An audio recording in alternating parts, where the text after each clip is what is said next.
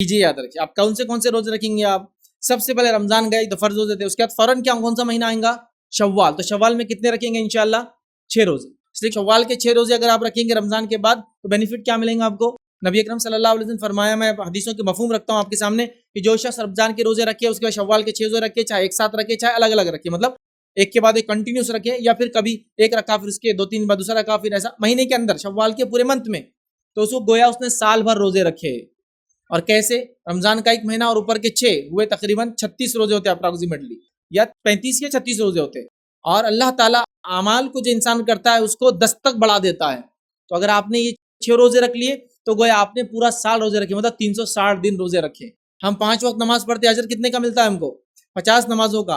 वो वाकई याद है ना आपको, मेराज वाला, वो याद रखिए। तो लिहाजा 36 रोजे रख रहे, 35 रख लिया, अजर कितना मिल रहा है? पूरे 360 डेज का। ठीक है, एक फायदा तो ये रखने की कोशिश कीजिए। शव्वाल के अलावा और क्या करेंगे? पीर और जुमेरात के रोजा रखने की कोशिश कीजिए, वीकली अगर रोजा रखना है तो।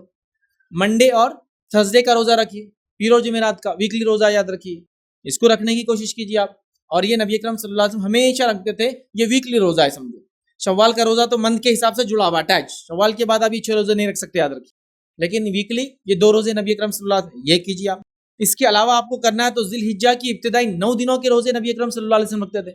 फर्स्ट 9 डेज जुलहिज्जा के पहले 9 दिन, ठीक है, शव्वाल आएगा, ठीक है, और उसके बाद जिलक़िदा और फिर जिलहिज्जा आ जाएगा फर्ज, ठीक है। तो फिर उसमें हो गए 9 फास्टिंग आपने फिर की, तो 9 रोजे उसके रखना चाहिए। इसके अलावा याद रखिए मुहर्रम के अंदर नबी अकरम सल्लल्लाहु अलैहि वसल्लम 10 का रोजा रखते थे, ठीक है, तो आप 9-10 का रोजा रखने की कोशिश कीजिए, याद रखिए।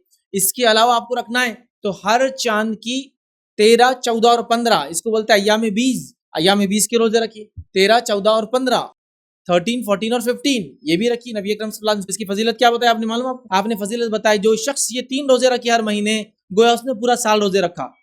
वही वेल कैलकुलेशन, 3 रोजे अल्लाह बढ़ा के कितने करेंगे? 30 रोजे। 30 रोजे मतलब अगर हर महीने रख रहे तो गोया पूरा साल रोजे आपने रखे, हुआ ही नहीं हुआ, हो गया। समझिए आप बात? तो लिहाजा ये इतने सारे और रोजे आप रख सकते हैं। इसके अलावा मुहर्रम में नबी अकरम सल्लल्लाहु अलैहि वसल्लम रोजे रखते हैं, और आपने फरमाया सबसे अफजल रोजा रमजान के बाद का है वो अल्लाह के महीने मुहर्रम का है। इसके अलावा जो है शाबान में अल्लाह के रसूल सल्लल्लाहु अलैहि वसल्लम लगातार बहुत सारे रोजे रखते थे, वो आप रखिए। और नफिल रोजों के लिए तो कोई हद ही नहीं। अल्लाह के रसूल सल्लल्लाहु अलैहि वसल्लम के ज़माने में एक सहाबी रोज रोजे रखते थे, तो आपने उनसे कहा कि तुम ऐसे रोज रोजे मत रखो। दाऊद अलैहिस्सलाम का रोजा देखो सबसे बेहतरीन था, एक दिन रोजा रखते थे और एक दिन नहीं रखते थे, तो वो रखो फिर। तो ये तो आपको नफिल की छोटी छूट है, समझ रहा? बस आपके जिस्म पे जुल्म ना हो, घर वालों पे जुल्म ना हो, तो रोजा रखने में फिर नफिल कोई मसला ही नहीं।